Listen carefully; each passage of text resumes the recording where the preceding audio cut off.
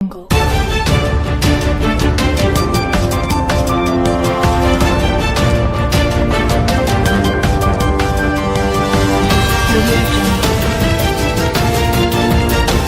ሰላም ጤና ይስጥልኝ የታማኝ መረጃ ቻናል ተከታታዮች በየሰዓቱና በየዕለቱ የሚወጡ የተመረጡ አዳዲስ መረጃዎችን በየሶስት ቀን ጠቅልል አድርገን በሳቢ መልኩ የምናቀርብበት የመረጃ ሰዓታችን ደርሷል። አብራችሁን ቆዩን። ቻናላችንን ሰብስክራይብ፣ ሼርና ላይክ ማድረግ እንዳትረሱ። የህወሓት አመራር እየከዳ ነው። ህወሓት ለዘመናት ከትግራይ ህዝብ ነጥሎ ማየት እስኪቸግር ድረስ እጅጉን በህዝቡ ልብ ውስጥ ሰርጾ የኖረ ድርጅት እንደነበር የሚካድ አይደለም። ይህ ተቀባይነቱ ላይ የሰራው ከፍተኛ ስራ ታዲያ በፈለገበት ሰዓትና ወቅት ተነስ እያለ የሚማግደው ወጣት እንዳያጣ ከፍተኛ አስተዋጽኦ ነበረው። ለዚህም ከዚህ ቀደም ህወሓት ያካሄዳቸው ሁለት ዙር ጦርነቶች በቂ ምስክሮች ናቸው። ሆኖም አሁን ላይ ቡድኑ ድርጅት ህዝብ ነው ሲል ለዘመናት ያሰረጸው ዲስኩር እየከሸፈና የትግራይ ህዝብም እየነቃ መጠቀሚያ ከመሆን ራሱን እየቆጠበ ነው። በሰሞነኛው ጦርነት በህወሓት ታሪክ ታይቶ በማይታወቅ መልኩ ታጣቂ ብቻ ሳይሆን በርካታ አመራር ጭምር ያገኘውን አጋጣሚ ሁሉ እየተጠቀመ መሸሽን ምርጫው እያደረገ ነው። በዚህም በሁለት ተከታታይ ቀናት ማለትም ጥር 23 እና 24 ከአርሚ 50 ክብሮም ከአዛይ እና ጆ ባይደን የተባሉ የክፍለ ጦር አመራሮች እንዲሁም ዛላምበሳና ሰለሞን የተባሉ የጀነራል ሳሙራ የኑስ የቀድሞ አጃቢ የነበሩ የኮር አመራሮች ከ270 ታጣቂ ጋር መክዳታቸው ተረጋግጧል። በተመሳሳይ በጠለምቱ ግጭት ተሳታፊ የነበሩ የኃይል ጋንታና የቡድን መሪዎች ጭምር 64 አባላት ዓላማ የሌለው መስዋዕት ከምትከፍሉ ወደ መደበኛ ህይወታችሁ ተመለሱ በሚል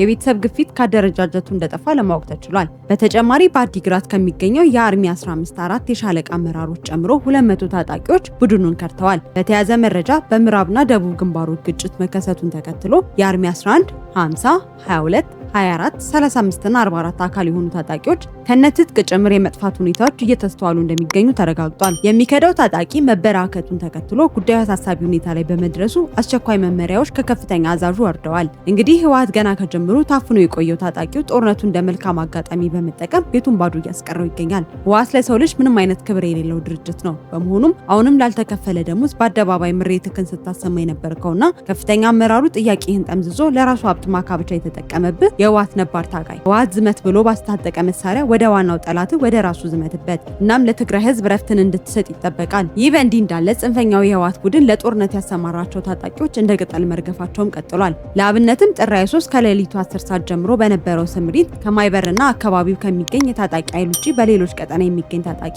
ተከዜን ተሻግሮ እንዲፈረጥጥ መደረጉን ከስፍራው በደረሰ መረጃዎች ማረጋገጥ ችለናል። እንዲሁም ጥር 24 2018 ዓ.ም አርሚ 44 በዋጅራት ሰበበራ ወይም ፍሸና አካባቢ ባደረገው ከፍተኛ ውጊያ ከፍተኛ ኪሳራ ማስተናገዱ ተሰምቷል። በተቃራኒው ደግሞ በርካታ ቁጥር ያለው የህወሓት ታጣቂ ጽንፈኛውን ለመታገል በከፍተኛ ሁኔታ ወደ ሀራ መሬት እየገባ ነው። በመሆኑም የሀራ መሬቱ ኃይል በተቆጣጠራቸው የደቡብ ምስራቅ ይዞታዎች እየተቀላቀሉት የሚገኙትን ለውጥ ፈላጊ ወጣቶች ይዞ ወደ ማዕከላዊ ትግራይ እየገዘገዘ ይገኛል። የትግራይ ህዝብ ከህወሓት ዳግም የውጊያ ሰለባነት ለመዳን ይህን የሀራ መሬቱን ኃይል እየደገፈ በማስገባት የድርሻውን እየተወጣ መሆኑ ተረጋግጧል። ከዚህም ጋር ተያይዞ ያለ ጦርነት መክረም የማይችለው ስብስብ ሩቅ አልሞ ቅርብ ማደሩን ተከትሎ በጊዜው አስተዳደር በኩል ጊዜ ለመግዛት የስሙላ ጥሪን አቅርቧል። ተከዜ ያሻገረውን ኃይላችንን እንዲመልሱ ትዕዛዝ ሰጥተናል በማለት ህዝብን ለመሸንገል ሞክሯል።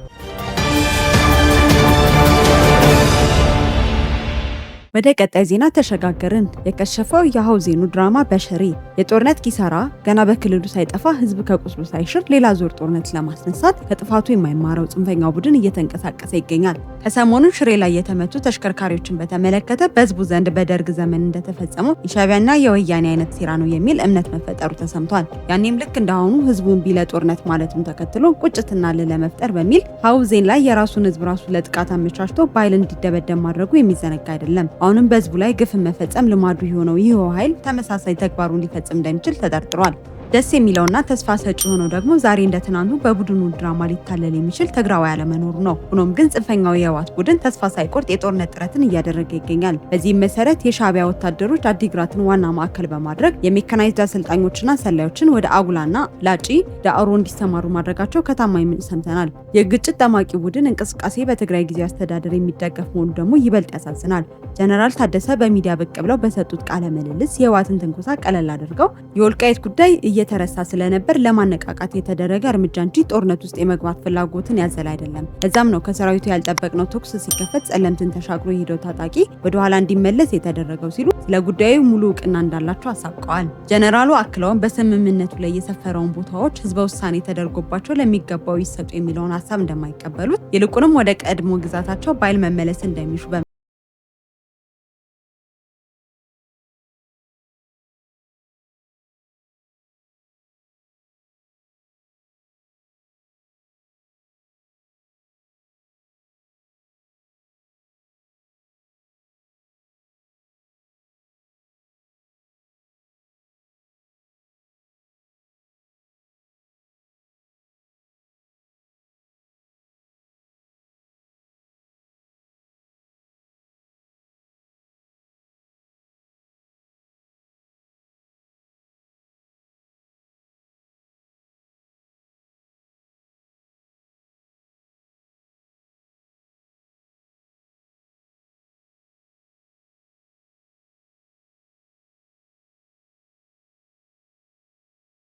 ያስጠነቀቁት ይገኛል። በዚህም መሰረት የተባበሩት መንግስታት ድርጅት ጽንፈኛው ህወሓት እያደረገ የሚገኘውን ተንኳሽ እንቅስቃሴ እንዲያቆም ማሳሰቢያ ሰጥቷል። እንዲሁም በትግራይ ፖለቲካ ንቁ ተሳትፎ ያለው አክቲቪስት አሉላ ሰለሞን በአሁኑ ወቅት በትግራይ ክልል የታየውን የጦርነት እንቅስቃሴ በመቃወም ጦርነት እንጠየፍ ሳይ ኖ ቱ ዋር የሚል መልእክት አጋርቷል። ህወሓትን የሚያወግዙ እንደ አሉላ ያሉ አክቲቪስቶችና ፖለቲከኞች እየተበራከቱ ሲሆን ይህን ሳይ ኖ ቱ ዋር በሰፊው እየተቀባበሉት ይገኛሉ። በተመሳሳይ ነባር የህወሓት ታጋይና አመራር የነበሩት ሰያ አብርሃ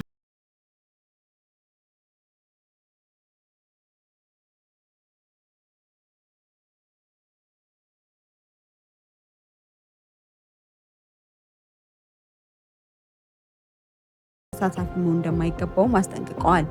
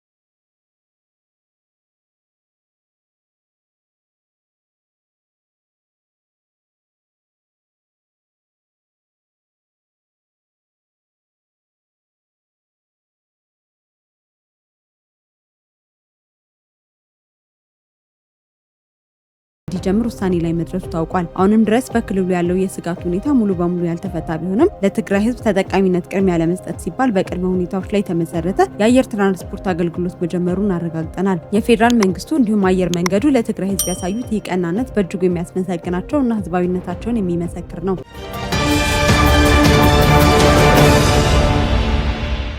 ወደ ቀጣይ ዜና ተሸጋገርን።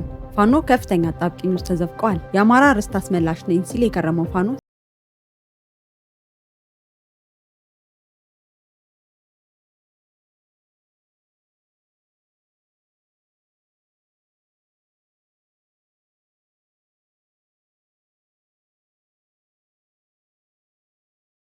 ተጨማሪም አቋሙን በአደባባይ ይፋ የማያደርግ ከሆነ የጎንደሩ ክንፍ የቡድኑ አባላት እንደ ጎንደር በተናጥል መግለጫውን ለማውጣት እንደሚገደዱና ራሳቸውን ከአዲሱ ድርጅት ለመነጠል ውሳኔ ላይ እንደሚደርሱ አሳስበዋል። ሆኖም ቀደም ሲል ሱዳን ድረስ በመሄድ ወልቃይትን በሚሊዮን ዶላሮች በይፋ ሽጦ የመጣው ዘመነ ካሴ በበላይነት የሚመራው ይህ አደረጃጀት የውግዘት መግለጫ ማውጣቱን የማይታሰብ ነው። በመጨረሻም ግን በግላችን ወጥተን የራሳችንን አደረጃጀት እንመሰረታለን ያሉት የጎንደር ታጣቂዎችን ለማረጋጋት እናስረስ መግለጫውን እያዘጋጀን ባለንበት ሁኔታ ህወሓት ራሱ በጀነራል ታደሰ በኩል ወጥቶ ትንኮሳውን ማቆሙን ገልጿልና አሁን ማውጣት አይጠበቅብንም ሲሉ የማተለያ ምላሽ መስጠታቸውን ሰምተናል። እንዲህም ሆኖ ግን ቡድኑ ውስጥ መረጋጋትና አብሮ የመስራት መንፈስ መፍጠር አልተቻለም። አሁንም ድረስ ያለኔ መሪ የለም የሚለው ዘመነ ካሴ አማራን ለመሸጥ ከህወሓት ጋር በመስማማቱ የጽንፈኛው ስብስብ በከፍተኛ ደረጃ እየፈራረሰ ይገኛል። በዚህም ዘመነ 201ኛ ኮር 74ኛ ክፍለ ጦር ብሎ በሚጠራው ቡድን ውስጥ ይንቀሳቀሱ የነበሩ በርካታ ታጣቂዎች የዘመነን የባንዳነት አካሄድ በመቃወም ከቡድኑ አፈንግጠው በመውጣት በራሳቸው መንቀሳቀስ መጀመራቸው ታውቋል። ከነሱ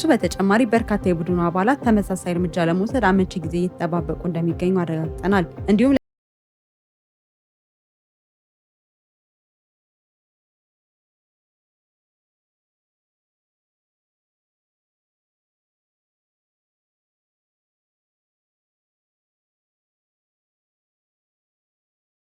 ባሳለፍነው ሳምንትም በምስራቅ ጎጃም ዞን ሞጣ ዙሪያ ወረዳ ሲንቀሳቀሱ የነበሩ ታጣቂዎችም በጽንፈኛው ቡድን ተታለው ጫካ መግባታቸውን በመግለጽ ከነሙሉ ትጥቃቸው በቀጠናው ለሚገኘው የመከላከያ ሰራዊት እጃቸውን ሰጥተዋል።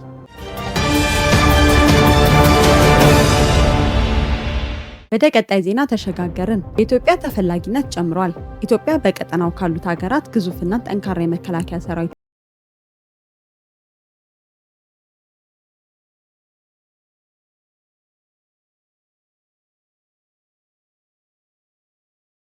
እና ያለ ኢትዮጵያ ንቁ ተሳትፎ ፍጹም ሊሆን እንደማይችል በተግባር እየታየም ይገኛል። ይህንንም ተከትሎ ከመካከለኛው ምስራቅ እስከ አውሮፓ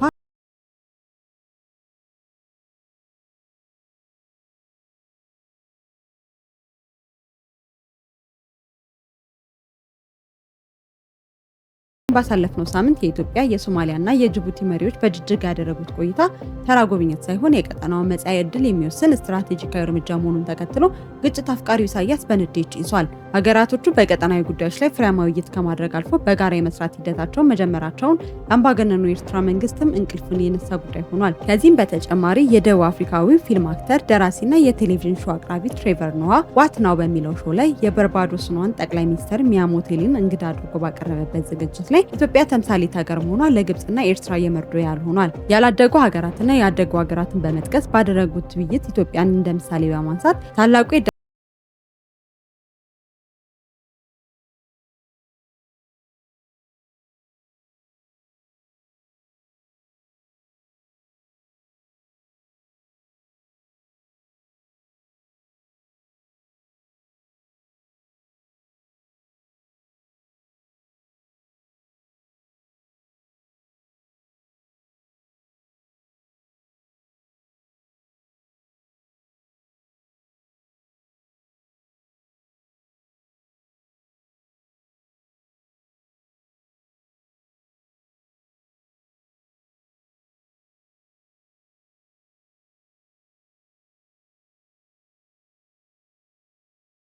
ነገር የሚገባው መሆኑን አስምሮበታል።